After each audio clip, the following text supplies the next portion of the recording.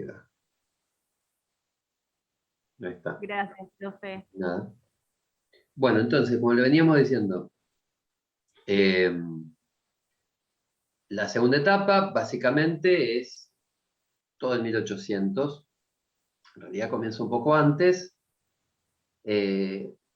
pero podríamos decir que es todo 1800, hasta 1900, o sea, hasta comienzo del siglo XX. La tercera etapa es casualmente todo el siglo XX. En esta tercera etapa, como yo decía, se desarrolla muchísimo todo lo que es, o se desarrollan las sociedades que cotizan en bolsa, básicamente. Esas sociedades que yo les dije, que, o sea, ya no es que la actividad económica se desarrolla por comerciantes individuales. No es que no pase, sí, seguía ocurriendo, pero las empresas más poderosas y que manejan más volumen de dinero eran sociedades. Sociedades anónimas, prácticamente todas, las más importantes, que como yo les decía, dividen su capital en porciones ideales que llaman acciones.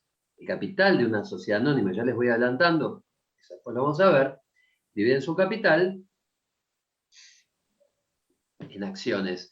Si yo quiero ser socio de una sociedad, tengo que adquirir acciones. Es decir, la acción va a tener un valor, ¿cierto? Y yo voy a tener tantas acciones como dinero aporte. Cuando hablamos de aporte puede ser dinero en efectivo, puedo estar aportando un bien que tenga una valuación determinada equivalente a tanto dinero y por esa cantidad de dinero yo adquiero acciones, pero cuanto más acciones tengo, más derechos voy a tener en esa sociedad, ¿sí? Más derecho a voto y más derecho a retirar dividendos o ganancias. Entonces, estas sociedades, que yo digo que son el centro, o sea, que empiezan a desarrollarse, digamos, estas empresas cada vez más poderosas que se desarrollan en esta tercera etapa, son aquellas entonces que son sociedades anónimas cuyo capital se divide en acciones que incluso cotizan en la bolsa. En general, las sociedades anónimas que cotizan en bolsa siempre tienen un plus, un beneficio de poder obtener dinero que no tienen las demás. Las demás, si necesitan obtener dinero, tienen que recurrir al mercado financiero, a pedir un préstamo a un banco. Pero estas sociedades, además de tener esta posibilidad, tienen acceso no solamente al mercado financiero, sino al mercado de capitales, en donde pueden emitir títulos, que son acciones, para que las compre el mercado, obviamente, y cada vez que el mercado compra acciones, le está dando dinero a la sociedad para que desarrolle su objeto. Aquellos que adquieren estas acciones no son acreedores, son socios. ¿Mm? Y obviamente adquieren el derecho a que por ese capital que aportaron, que equivale a cierta cantidad de acciones, cuando haya ganancias les corresponderá el equivalente al proporcional que representan esas acciones que compraron en el total. Por ejemplo, si yo compro el 1% de acciones de tal sociedad, cuando esa sociedad tenga ganancias, me corresponderá el 1% de esa ganancia que obtuvo. Y si hay una asamblea, yo tengo derecho a voto por el 1%. ¿Comprende? Bueno, entonces, en la tercera etapa, digamos, hay un desarrollo muy grande de estas empresas que yo estoy mencionando ahora.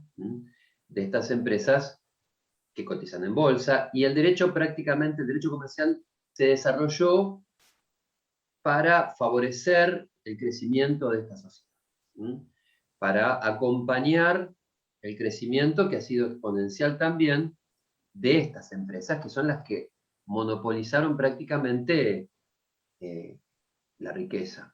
Hoy en día, hasta el día de hoy, las grandes empresas son sociedades anónimas que cotizan en bolsa, en donde los dueños de esa empresa no son solamente los socios mayoritarios, ¿no?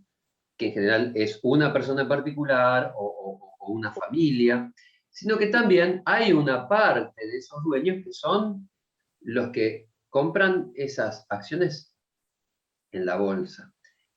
Y esos que compran en la bolsa normalmente no se quedan con esas acciones todo el tiempo, y en realidad la venden, después la compran otros, van pasando de mano en mano. Podríamos decir que hay muchas sociedades, entonces, en donde hay un grupo de socios fundadores que pueden tener, no sé, el 51%. Pero después hay un porcentaje muy importante de socios que van intercambiando las acciones, que no se las quedan, y esas acciones van pasando de mano en mano, y ahí podríamos decir que esas acciones pertenecen al mercado. ¿Eh? El mercado es el dueño de esas acciones. O sea, no es nadie en particular. Hoy las tiene uno, mañana las tiene otro, porque van pasándose de mano en mano.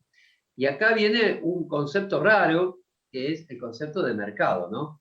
Que es un concepto tan abstracto, porque el mercado no tiene cara, no tiene, ¿no es cierto? No es una persona jurídica. Sin embargo, es sumamente importante. ¿Cuántas veces escucharon ustedes, a nivel político incluso, bueno, por ejemplo, ¿no? Bueno, no sabemos cómo van a interpretar esto los mercados, o que no se enojen los mercados, o los mercados de acá, los mercados de allá. Los mercados, casualmente, son las personas dispuestas a comprar, por ejemplo, en el mercado de capitales, acciones, ¿sí? Entonces, ¿qué ocurre con los mercados? Los mercados son sumamente histéricos, llamémosle así, volátiles, en donde cualquier noticia mala hacen de que los mercados reaccionen. ¿Cómo? Y bueno, supongamos que estamos hablando de una sociedad en particular. Si pasa algo negativo con esa sociedad, ¿el mercado qué va a hacer? Bueno, si tienen acciones de esa sociedad, van a salir corriendo a vender esas acciones, porque se las van a querer sacar de encima, y la consecuencia va a ser que ante una oferta exagerada de esas acciones que se venden, baje el valor de las acciones, y eso no le va a gustar a los socios, a los dueños de esa sociedad, ¿no? A los que siempre, los accionistas que siempre están, ¿no? Y a la inversa, si esa sociedad tiene un prestigio muy alto y cada vez va mejor, bueno, el mercado, ¿qué va a tratar de hacer? Comprar, se van a matar por comprar esas acciones. Y obviamente, cuando más se disputen la adquisición de esas acciones y más demanda haya de esas acciones, el precio de esas acciones va a aumentar. Y acá viene el problema. Como yo le decía, a veces los mercados actúan de manera muy este, eh, con reacciones muy exageradas en muchos casos, y a veces, por noticias que no tienen nada que ver o que no son tan relevantes, bueno, el mercado actúa hasta psicológicamente y eso influye en la baja de las acciones o en el alza de las mismas, por cuestiones que no sean estrictamente económicas, sino a veces hasta por cuestiones psicológicas, a veces por algún rumor. Los mercados reaccionan saliendo a vender todas las acciones de tal o cual sociedad. Fíjense, a veces pasa por cuestiones políticas, ¿no? No sé, hay algún rumor de, no sé, que va a asumir tal o cual presidente, que bueno, el mercado sabe que, no sé, no se lleva muy bien con el crecimiento económico empresarial, y bueno, todas las empresas de ese país, todos los accionistas salen a vender las acciones porque dicen, no, preferimos invertir en otro lugar, o porque hay una catástrofe, no sé, una catástrofe natural en tal o cual lugar y pareciera como que eso va a generar problemas económicos y justo una empresa está en ese lugar, bueno, todos salen a vender las acciones de esa sociedad y va a bajar el valor. Y bueno, si fuera a la inversa, si hay algo muy positivo de posibilidad de crecimiento, bueno, todo el mundo va a querer comprar. Y ahí viene el problema. Ahí viene el problema. Las sociedades, entonces, en esta instancia, van a funcionar mirando todo el tiempo al mercado, porque estas sociedades que cotizan en bolsa y que un buen porcentaje de acciones de esta sociedad pertenecen al mercado, los que administran estas sociedades siempre van a estar mirando al mercado, que reaccione bien y que siempre quieran comprar las acciones de determinada sociedad y nunca que las quieran vender, y menos en forma masiva, porque esto implicaría que baje la cotización de las acciones. Profe, Sí, pero esos socios que compraron acciones, ¿no también participan de la parte de opinión, digamos, sí, en las a la asambleas. empresa que compraron? En las asambleas, sí, sí, obvio. Toman decisiones. Por eso Pero en digo, porcentaje. claro, claro, en proporcional al porcentaje que detenten. En general, vieron que todos dicen, bueno, tal empresa es de Bill Gates, tal empresa es de fulano. Sí, casi siempre el socio mayoritario de cada empresa de estos monstruos es uno solo. ¿Sí? Por ejemplo, cualquiera de estos tiene más del 50 y se asegura que por más que se junten, el resto suman el 49% y nunca van a poder torcer la voluntad del socio mayoritario, ¿no? Pero más allá de eso, hay un porcentaje que por más que quiera votar, no influye, ya les digo, porque hay un socio mayoritario que es el que decide, porque tiene el 51%. Esos socios, si suman el 49, ¿qué les queda por hacer? Vender las acciones. No me gusta lo que está pasando, las vendo, porque no puedo influir mucho en la decisión, las vendo. Y ahí baja el valor. Entonces, ¿qué pasa? Muchas veces, y esto pasó durante todo el siglo XX, los que administran estas sociedades están todo el tiempo mirando qué es lo que va a decidir el mercado en cuanto a la compra y venta de estas acciones y la cotización en la bolsa, y qué es lo que termina ocurriendo. Muchas veces han tomado decisiones que van en contra del medio ambiente, que van en contra de los trabajadores que trabajan en esa empresa, que van en contra de los consumidores, al momento de tener que obtener ganancias. ¿Qué es lo que terminó pasando con estas empresas? Que para obtener ganancias no les importó contaminar el medio ambiente, si esto implicaba que le genere más ganancias, si había que obtener mayores ganancias pagándole menos a los trabajadores y explotándolos, bueno, habrá que hacerlo. Si esto implica perjudicar al consumidor y estafarlo porque eso genera más ganancias, no importa, porque lo único que importa en estas empresas es obtener ganancias a como dé lugar. Y esto obviamente terminó siendo perjudicial para el planeta. Hoy en día las consecuencias están a la vista. Las empresas, con tal de obtener ganancias, no les ha importado contaminar el medio ambiente, porque obviamente la no contaminación del medio ambiente implica restringir las ganancias, porque seguramente habrá que invertir, no sé, en plantas depuradoras, todos son inversiones que restan de la ganancia para repartir, ¿no es cierto?, entre los accionistas, pero redunda en un crecimiento sostenible. Evidentemente las empresas han priorizado en todo el siglo XX obtener mayores ganancias para que no caiga el valor de sus acciones en las bolsas, por ejemplo, y repartirse ganancias todo el tiempo, en lugar de hacer un crecimiento, de lograr un crecimiento sostenible y no reñido con, por ejemplo, el, el cuidado del medio ambiente. Les importó poco y así es que terminamos como terminamos, ¿sí? En una situación gravísima. Ustedes han visto lo que está pasando a nivel global con el clima, donde por primera vez llovió en Groenlandia, que nunca había ocurrido. En todos los países donde es verano hay incendios todo el tiempo, temperaturas de 50 grados en muchos países. ¿Por qué? Y porque hay un calentamiento global producto de un crecimiento industrial al que nunca le pusieron tope.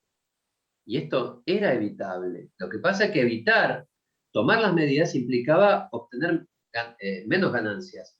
¿Sí? Pero bueno, no les importó. Lo mismo pasa con la explotación a los trabajadores. ¿Mm? En muchos países se ha explotado. Las empresas se van y se mudan a los lugares donde el costo laboral es más bajo, a límites escandalosos donde hay mano de obra infantil, por ejemplo, y no les importa en la medida que eso les genere más ganancias. Obviamente que acá me pone intervención del gobierno, sí, los gobiernos tienen que intervenir, pero a veces estas empresas son más poderosas que los propios gobiernos. Entonces, fíjense lo que ha pasado a nivel contaminación en muchos países, y bueno, si en un país no los dejan, se van a otro. Es lo que ha ocurrido, ¿se acuerdan con Bosnia, que contaminaba el río, creo que el río Uruguay? Era la pastera que al final se instaló en Uruguay, que se iba a instalar en Entre Ríos, pero se instaló en Uruguay, bueno, y hubo hasta un conflicto muy serio, que casi se hablaba hasta de un conflicto bélico entre Argentina y Uruguay, algo totalmente ridículo, porque se había cortado el puente. No sé si eso se acuerdan, eso pasó hace muchos años, por el tema de que contaminaba el río. Entonces, a veces estas empresas, bueno, no me dejan entrar al gobierno, me voy con el otro, o arreglan con, no sé cómo llamarlo, con comisiones, cometas, no sé cómo llamarlo, con corrupción a veces. Vieron lo que pasó con empresas que han tenido arreglos con gobiernos pagando por corrupción, ¿no es cierto?, pagando a los funcionarios. Odebrecht creo que era, que había salido todo un escándalo donde a ellos mismos habían dicho de todos los gobiernos que habían obtenido, habían pagado coimas, las famosas coimas, para poder desarrollar obras públicas en distintos lugares. Entonces, por un motivo u otro, estas empresas siempre, a los efectos de obtener ganancias a como de lugar, han, como decíamos, contaminado el medio ambiente sin límite, han abusado de los trabajadores también, para eso están los sindicatos para defenderlos, y también ha ocurrido de que estos empresarios se han abusado de los consumidores, es decir, para obtener mayores ganancias han cobrado cifras exageradas, con productos que no, digamos que deficientes, e incluso un montón ¿cómo es?, de prácticas totalmente contrarias al medio ambiente y al beneficio de las personas desde el punto de vista económico. ¿Qué es lo que pasa con los abusos de las empresas de telefonía celular? Lo que ocurre con la obsolescencia programada de los celulares. Todos sabemos que un celular tiene un tiempo de vida limitado para poder comprar otro, para que uno tenga la necesidad de comprar otro, cuando se dice que tecnológicamente se pueden hacer celulares para que duren 20 años tranquilamente. En cambio no los hacen así para que a uno se le rompa y tenga tenga la necesidad de comprarlos, ¿no es cierto? Incluso cargadores que podrían ser todos universales, de manera tal de que el cargador que tuve de otro celular me sirva para uno nuevo. No, hacen todo distinto para que uno tenga que siempre comprar, y eso genera chatarra que contamina el planeta, porque todos esos equipos que son obsoletos y que no sirven para nuevos equipos, se tira, y eso va generando una basura que no se puede reciclar tan fácil y que contamina el medio ambiente. Por lo tanto, fíjense cuántas cosas que se podrían corregir por parte de las empresas, pero que no lo hacen porque necesitan ganar más plata. Entonces, bueno, lamentablemente ese afán y esa voracidad por obtener ganancias a como de lugar, precisamente y muchas veces para que el mercado, ¿no es cierto?, no deje caer el valor de las acciones en la bolsa, bueno, terminó generando que en esta tercera etapa hubiesen muchos abusos por parte de las empresas, porque el único fin de las empresas, por lo menos de las empresas que no son de economía solidaria, tiene como fin. ¿Y cuál es el fin de una empresa que no se basa en la economía solidaria? El fin es la ganancia, como sea. Entonces, ese es el problema. Ustedes se preguntarán, Y cuando digo empresas de economía solidaria, ¿a qué me estoy refiriendo? Bueno, me estoy refiriendo a que hay empresas cuyo objetivo, ¿no es cierto?, no es la ganancia, sino que es brindar servicios, que son las cooperativas y las mutuales, fundamentalmente. Hay otras, pero básicamente son las cooperativas y las mutuales, que también lo vamos a ver en la segunda parte. Las famosas empresas, sí, que no tienen fines de lucro, y que, bueno, la idea es que este concepto de, o por lo menos esta terminología sin fines de lucro, no los haga creer que sean empresas que no tienen como finalidad generar riqueza y beneficiar a la gente. Porque uno dice, sin fines de lucro, bueno, estamos hablando de empresas que sirven para perder plata. No, nada que ver. Sin fines de lucro es otro concepto que vamos a desarrollar y que no tiene nada que ver con perder plata. O sea, las cooperativas, las mutuales, pero más que nada las cooperativas, generan mucha ganancia, no ganancia, generan mucha riqueza que beneficia a sus integrantes, pero no bajo la figura del lucro. Después vamos a ver qué es el lucro. Básicamente, les adelanto, acá se entiende por lucro que uno pone un capital y en función de ese capital yo voy a obtener un beneficio. La centralidad del beneficio que yo obtengo es con motivo del capital. En las cooperativas no. En las cooperativas, si bien es necesario el capital, porque ninguna empresa puede funcionar sin capital, el beneficio económico no pasa por el capital. Pasa por otros andariveles que después vamos a ver. Pero tienen beneficio, y mucho. Y muchas veces mucho más que una empresa capitalista, como un SA, un SRB. Pero no basados en el capital que se aporta. Tengan en cuenta, por ejemplo, que en una cooperativa de trabajo yo voy a obtener dinero, no en función del capital que aporté, sino en función del trabajo que yo realizo. Cuanto más trabajo que yo realice y si es calificado, voy a obtener un ingreso de dinero sin importar si fui el que más capital aporté o menos capital. ¿Por qué? Porque en las cooperativas, y específicamente en la de trabajo, el beneficio económico del cual va a vivir la persona no es por el capital que aportó. ¿Se entiende? Es otra lógica. Después lo vamos a ver. Esto para desmitificar la idea de que sin fin de lucro significa, uy, vamos a perder el tiempo, vamos a dedicarnos a algo que nos hace perder plata. No, nada que ver. Eso después lo vamos a ver. Pero como yo les decía, las empresas de economía solidaria no tienen como finalidad última obtener ganancias. Nada que ver. Obtienen sí beneficios económicos, pero no ganancias por el rendimiento de un capital que se invierte. Eso después lo vamos a ver en detalle. Y en función de las distintas cooperativas que existen, porque hay cooperativa de trabajo, cooperativa de consumo, cooperativa de crédito, cooperativa de vivienda, distintos tipos de cooperativas. Bueno, entonces, esta es la tercera etapa, a la cual podríamos hacerle muchas críticas, por esto que veníamos diciendo, fue la etapa en donde se generó una desigualdad, o sea, el mayor pico, llamémosle de desigualdad, a nivel mundial lo podemos encontrar acá, o sea, los mayores índices de desigualdad, o sea, la mayor cantidad de dinero o de riqueza concentrada en la menor cantidad de personas, y después muchísimas otras a nivel mundial sin nada, ¿no es cierto? En la pobreza absoluta. Esto, lamentablemente, se potenció en la tercera etapa, que casualmente es la etapa en donde el centro son las empresas, que precisamente generaron todos estos problemas. ¿Por qué?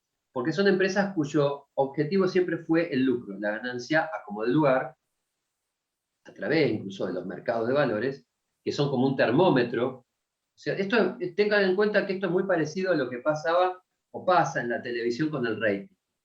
El rating, ¿no es cierto?, es como un termómetro que tienen, ¿no es cierto?, las empresas que se dedican a lo que es el negocio de la televisión, que mide cuánta gente está viendo, ¿no es cierto?, un programa. Y a veces, o por no decir siempre, los programas de televisión se fijan más en el rating que en la calidad del programa. Sí, entonces, sí, cuando ellos ven que el rating cae, si hay que hacer algo totalmente bizarro, antiético, pero que genera más rating, no importa. ¿no es cierto? Y podemos hacer cualquier desastre que va reñido con la calidad de lo que sería la televisión, porque genera más rating. Bueno, y terminamos con una televisión de porquería, de mala calidad, totalmente deformante y antiética y todo lo malo que podemos encontrar, pero que tiene rating. Bueno, con las empresas pasó algo parecido con la ganancia. O sea, reemplazaríamos rating por lo que sería la ganancia. Entonces, las empresas que tenían como mira únicamente la ganancia, por más que sus productos fueran malos, por más que contaminaran el medio ambiente, por más que se abusaran de los consumidores, de los trabajadores, si daba ganancia, eso era lo más importante. Y bueno, terminamos con un planeta colapsado. Así que bueno, esa es la tercera etapa. Y la cuarta, que es del 2000 para adelante, es una etapa en la cual, más allá de que no se haya logrado todavía, se tratan de corregir todos estos errores. ¿Sí? ¿Cómo, por ejemplo, se corrige el tema del abuso a los consumidores? Bueno, porque en esta cuarta etapa se desarrolla fuertemente una rama del derecho nuevísima, que es la rama del derecho del consumidor. Acá en nuestro país está la Ley de Defensa del Consumidor, que trata de evitar los excesos de los consumidores de las empresas respecto a los consumidores. ¿Por qué? Porque el derecho civil y el derecho comercial, como se conocía, no alcanzaban para defender a los consumidores de los excesos de las empresas. ¿Por qué? Porque prácticamente casi siempre esos abusos que las empresas ejercían sobre los consumidores era a través de contratos que la gente voluntariamente firmaba. En general, casi todos estos abusos surgían de contratos que estaban en la letra chica que la gente firmaba y los empresarios decían, no, acá firmó fulano. Bueno, necesitamos que se pueda crear una norma que diga que como los derechos de los consumidores son de orden público, por más que hayan firmado, como estaban en una situación de inferioridad respecto a la empresa, por más que hayan firmado, y encima en una letra chica, que es muy difícil poder constatarlo, y en general, imagínense, ningún contrato de adhesión no sé, ante una empresa de telefonía celular o un círculo, digamos, sí, esto para comprar los autos, ¿no? Estos círculos para comprar autos, etcétera, etcétera. Son contratos tan complejos que en general a uno le dicen, bueno, si uno quiere contratar el servicio, firme acá y ni siquiera lo dejan mirar. Y a veces, si uno va a comprar un celular y le dice yo, déjeme primero, mándeme el archivo que yo con mi abogado lo leo, no, o firmás o no te doy nada, no mires, firmás sin mirar, prácticamente, ¿no? Lo mismo pasa cuando vieron que uno va a bajar una aplicación o tiene que grabar algo y dice, no, para grabar tal cosa ahí le sale un cartelito, hay que bajar tal aplicación. Y bueno, uno empieza a pasar los distintos pasos para descargar la aplicación y en una parte dice, acepta los términos y condiciones, y uno quiere fijarse en los términos y condiciones y es una sábana que no termina de pasar nunca. Con la flechita uno lo pasa y dice, sí, yo le doy enter. Y ahí acepté cualquier cosa, ¿no? Ahí le vendí el alma al diablo. Podemos decir que quien apretó la tecla enter realmente tenía libertad de contratar y lo que esa persona quería era bajar el archivo para grabar tal cosa. Bueno, eso es un abuso. Entonces tuvo que salir a crearse normativa para decir que eso que pareciera digamos, una manifestación de voluntad libre no lo es y que prevalecen ciertos derechos que por más que yo haya aceptado lo contrario, yo tengo esos derechos. Y bueno, eso surge las leyes que regulan la defensa del consumidor y me parece bárbaro, porque está defendiendo al más débil de las empresas más poderosas. Bueno, esto ya surge en la cuarta etapa. O sea, se trata de corregir los excesos en función de los derechos del consumidor, se tratan de corregir los excesos. Claro, sí, sí. Me están poniendo en el chat. También se corrigen los excesos de silencio. Ahí silencia a todos. Decía, también otros excesos, como por ejemplo la contaminación ambiental, cada vez está más, digamos, controlada por ONGs, que antes las ONGs, o sea, había, ¿no es cierto?, distintos asociaciones civiles y demás que no estaban del todo reconocidas y que en muchos casos trabajaban prácticamente de forma clandestina porque los gobiernos no las reconocían, y hoy en día casi todos los gobiernos las reconocen. Y eso es un avance de que las ONG pueden, representando obviamente a la población en general, cumplir ese rol de controlar a las empresas que, por ejemplo, no contaminen el medio ambiente o que no se abusen de los consumidores, porque también hay ONGs que están dentro de lo que es la defensa del consumidor, etcétera, que a veces ese rol que tendría que cumplir el Estado no alcanza a poder cubrirlo, entonces están estos organismos que a veces son más eficaces que el propio Estado. Entonces, esto también se corrige a través de la creación de ONGs, cuyo funcionamiento está reconocido a nivel, incluso en nuestro derecho por el Código Civil Comercial, nuevo, ¿no es cierto?, que comenzó a tener vigencia a partir de 2015. Y la proliferación de empresas de economía solidaria. Incluso a nivel del Código Civil y Comercial se incorporan, ya lo eran, pero ahora sí figuran como personas jurídicas, entre las personas jurídicas privadas, se mencionan las cooperativas y las mutuales que antes no figuraban. Eran personas jurídicas, pero ni siquiera las mencionaba el Código Civil y Comercial, ahora sí. Y bueno, tienen un auge que en otras épocas no lo tenían. Incluso hoy en día, en nuestra materia, por parte de la CONEAU, se exige como contenido mínimo la enseñanza de cooperativismo y mutualismo, que en otras épocas no existía. Entonces, a nivel mundial están creciendo estas empresas y cada vez tienen más porcentaje en lo que es el PBI de un país, las empresas de economía solidaria. Nuestro país todavía sigue siendo un porcentaje bajo, pero igualmente es significativo. Es un 11% aproximadamente de cooperativas. Lo ideal sería un 33,3333% las cooperativas, otro tanto empresas privadas y otro tanto el Estado. Eso sería, habría un equilibrio en donde ningún sector nos tendría de rehén. Así que bueno.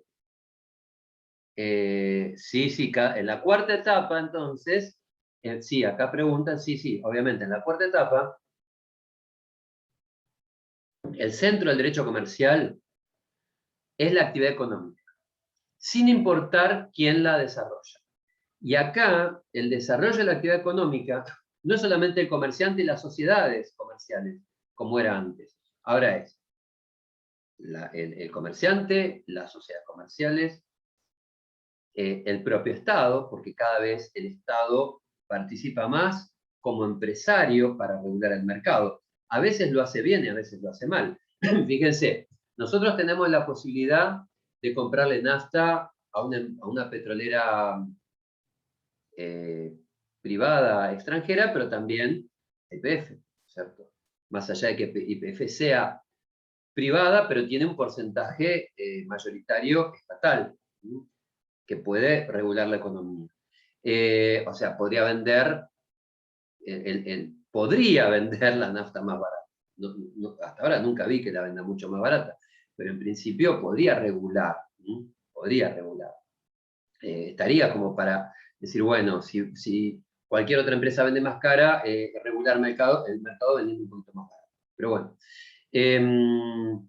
O aerolíneas, o sea, el Estado puede participar, entonces también como un regulador de la economía, como un empresario más. Hay varias empresas que por más que sean sociedades anónimas, por ejemplo, el Estado tiene un porcentaje importante, además entonces de las sociedades anónimas, de las sociedades en general y de los comerciantes, pero también, aparte del Estado, de las sociedades y los comerciantes individuales, están las cooperativas. Hoy en día yo puedo comprar Leche La Serenísima o Sancor, que es una cooperativa. O en vez de abrir una cuenta corriente, no sé, en el banco X, que es extranjero, puedo abrirlo en el Credit Coop, que es una cooperativa. Es decir, bueno, en algunos lugares de nuestro país, en vez de comprar en un supermercado de una empresa multinacional, como Carrefour, qué sé yo, voy y compro hay una cooperativa que se llama Cooperativa Obrera en el sur, que son hipermercados como los de acá. Entonces, hay distintas alternativas, digamos. Incluso, fíjense, a nivel farmacias, hay una cooperativa de farmacéuticos que en lugar de comprar en una droguería, digamos, o sea, anónima, ellos mismos armaron su propia droguería y se llama Falosa, Cooperativa Farmacéutica de Farmacia de Loma de Zamora.